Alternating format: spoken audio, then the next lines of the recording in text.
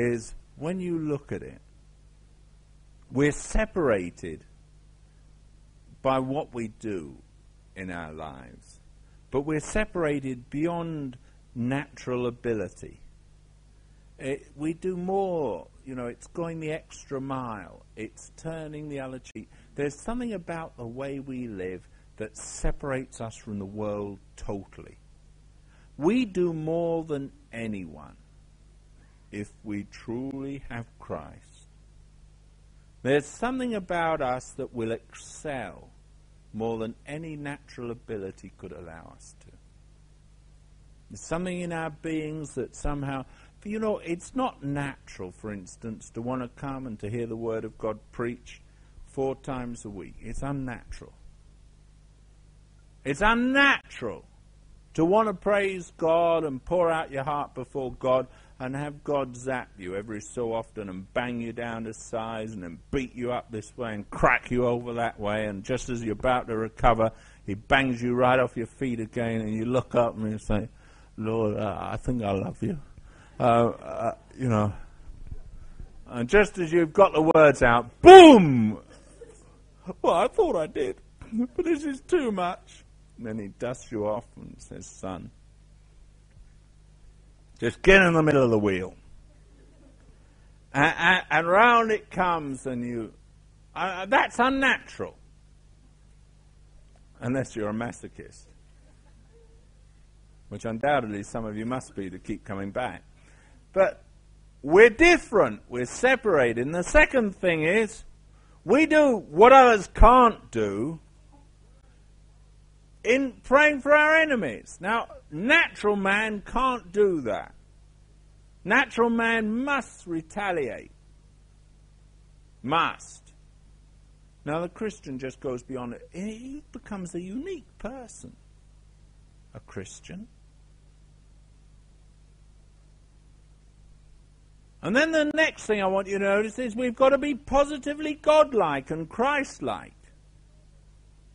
When you look at the Scriptures, Jesus summed all this up, and then he says, right, you've got to be like God. But he doesn't actually say like God. He says like your Father, which is in heaven. And he says, look, it's no good doing your best. It's no good aspiring to your best. You've got to be like God. Like your Father that's in heaven. That's the way you've got to be. And he sets us not a pattern to follow. He doesn't set us a kind of standard we've got to live to. What he says is, look, you have to have the nature of God. You have to be like Christ. You have to be like God, your Father in heaven. In fact, you've not only got to be like him, you've got to be perfect like him.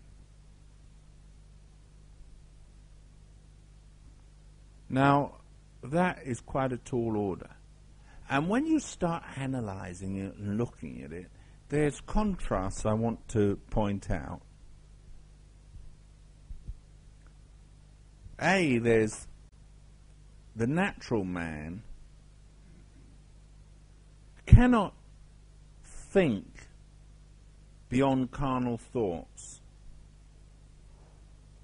But the spiritual man delights in the law of God. There's something about the natural man, when you get restrictions in your life, when you kind of are told you can't do this and you must do that, what's the first thing you find happens? You jive at it, don't you? Don't you? When it says keep off the grass and you want to go that way, what do you do? What? Should keep off it.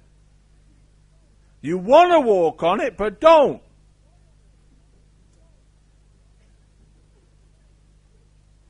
Unless you're Mairdrie, and then you just walk straight over it thinking, I'm South African.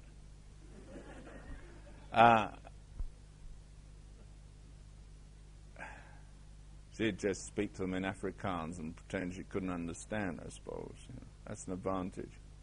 I have to speak in tongues and pretend I can't understand her. Mind you, if they interpret it, I don't have a problem. But you want to go. You want to go. You say, oh dear, I'm not accepting that. And you want to go. Now that is the way that we all are. Until God births us. Then we delight in the law of God after the inner man. We begin to delight in God. Now that you have to be born from above for. That is the first kind of unique thing in you, that you actually don't find the law of God restrictive, you find it a delight. And then B, the natural man is always negative. He always looks at things and thinks, oh, I can't do this, I can't do that. The spiritual man is positive. He hungers and thirsts after righteousness. The natural man, when he thinks about righteousness, he thinks, oh dear, to be righteous I mustn't do this and mustn't do that. The spiritual man, he's not bothered about what he mustn't do, he's worried about having the life of God in his being. And we have to see there's a total contrast. We're not bothered in that realm, we're bothered about hungering and thirsting after righteousness. If so be we're born. And then C, the natural man thinks of everything in terms of his actions. If you talk to a natural man, he'll say, and say to him, you he might say to you, well, I suppose I shouldn't. But the spiritual man's worried about the intents of his heart. What bothers the spiritual man is not just his outward actions, be they right or wrong, acceptable or unacceptable. He's worried about his motives. And God's always challenging him and hitting him in his motives. In fact, he can do right things and then he feels awful because he knows he does it for the wrong motive. He'll turn up and do something for someone and then he'll suddenly feel awfully convicted because he knows the only reason he did it was he felt he had to do it or ought to do it. His motives are all wrong. And God stirs down and hits you with a hammer on your motives. Spiritual man. That's the trouble. You think in a way where the natural man wouldn't think. The natural man doesn't even think about his motives.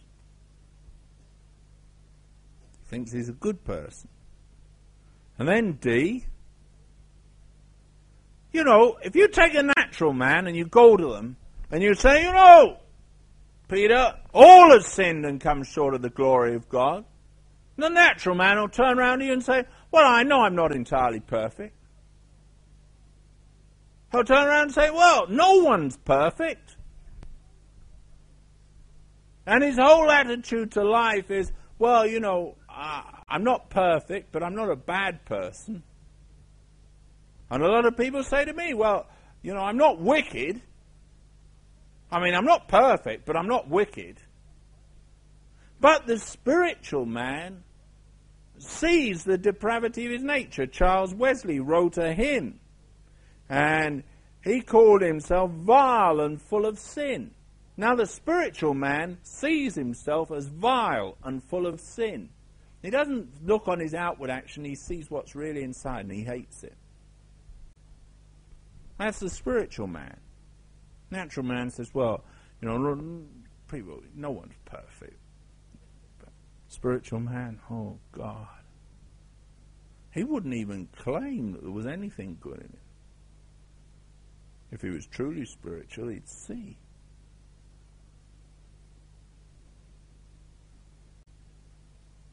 So some of you who felt you were going down might find you're actually coming up. You're becoming spiritual.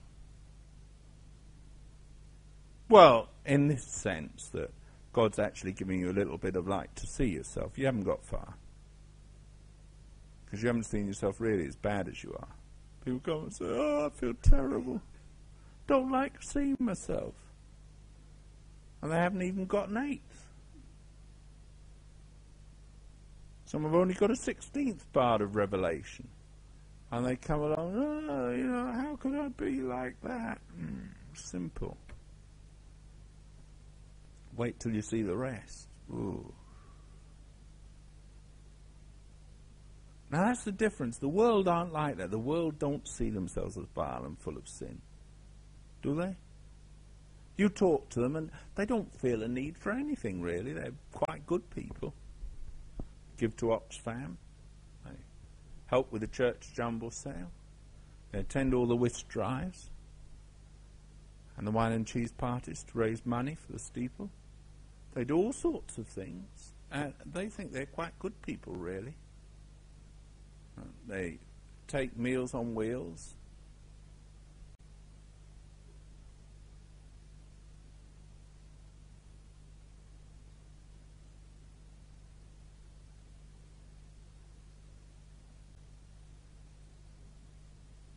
Obviously has some great spiritual significance, which I miss. But you know the type of person? WVS, rammed everywhere. And they are the people, you know, they consider themselves the pillars of society. And yet, it's so false.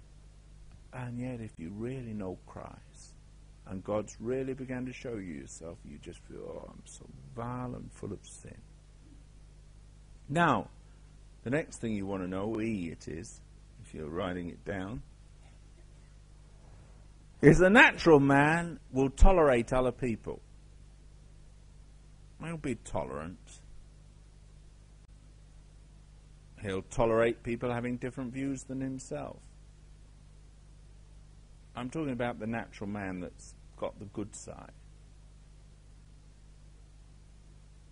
Whereas the spiritual man doesn't just tolerate, but when he sees people, he realizes they're just dupes of the devil. He feels sorry for them. You know, I don't tolerate certain people. I just feel sorry for them. I look at them, I look at their lives, I look at the mess, and I just feel sorry for them. Poor people, they're just dupes of the devil, totally blinded by Satan in their hearts. If God hadn't shown me light and hadn't given me light, I'd be in worse condition than them. And I just feel sorry for them, don't you?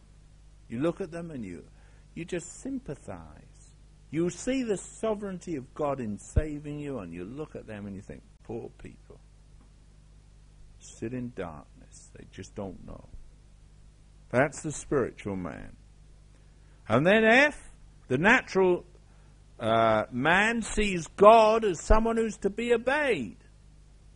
And the natural man, the man with natural inclinations, always sees God with fear and a tendency to fear. And he thinks, well, I better do this because God says that. Whereas the spiritual man, he sees God as to be loved and cherished. And because he loves and cherishes him and wants to walk his way, he obeys him. And so he comes at a totally different angle from the natural man. It's important to know that. And you'll find that all the things I'm mentioning now are all mentioned above in the Beatitudes. But there we are. And then you've got G, and that is the natural man will give generously out of his superabundance. Provided a natural man has got more than he needs, he'll be generous. But the spiritual man gives out of his poverty. That's why you've got Jesus standing by the seat and looking, and there was a widow who cast in her mite, and he'd watched all the rich men casting in big bundles. And he said, this widow has given all that she hath. Now the spiritual man gives everything. The natural man gives out of their superabundance. Now it's very deceptive in the heart. The more you give, the more righteous you feel. But unless a person gives to the point where they're giving to the point of need and they have to make sacrifice in their giving, they're only giving out of their superabundance. The natural man does that.